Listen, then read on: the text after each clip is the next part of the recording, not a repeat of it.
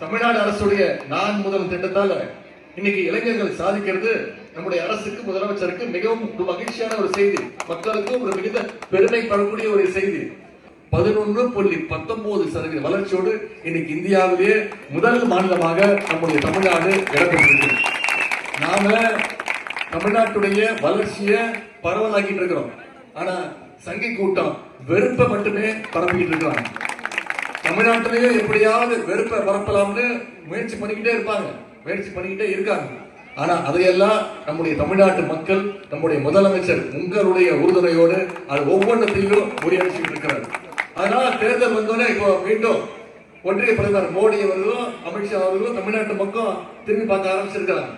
இனிமே தேர்தல் வர வரைக்கும் இன்னொரு 50 நாட்களுக்கு மீண்டும் தமிழ்நாட்டை சுத்தியே வருவாங்க.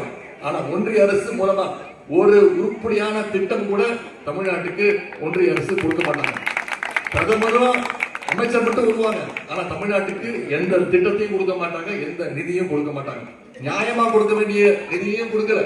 சென்ற வருடம் புதிய கல்விக் கொள்கைன்னு ஒன்றிய அரசு அறிமுகப்படுத்துச்சு, நியூ எஜுகேஷன் பாலிசி. மற்ற மாநிலங்கள்லாம் ஏத்துக்குச்சு, இந்தியாவில் இருக்கக்கூடிய அனைத்து மாநிலங்களும் ஏத்துக்குச்சு. ஆனா தமிழ்நாடு ஏத்துக்க முடியாதுன்னு முதலமைச்சர் சொல்லிட்டார். ஏன்? புதிய கல்விக் கொள்கை ஏத்துக்கிட்டோம்னா நம்முடைய பிள்ளைகள் மீண்டும் மும்மொழி கொள்கையை உள்ள திணிச்சு ஹிந்தியையும் சமஸ்கிருதத்தையும் தமிழ்நாட்டுக்குள்ள திணிக்க ஒன்றிய அரசு முயற்சிக்குது.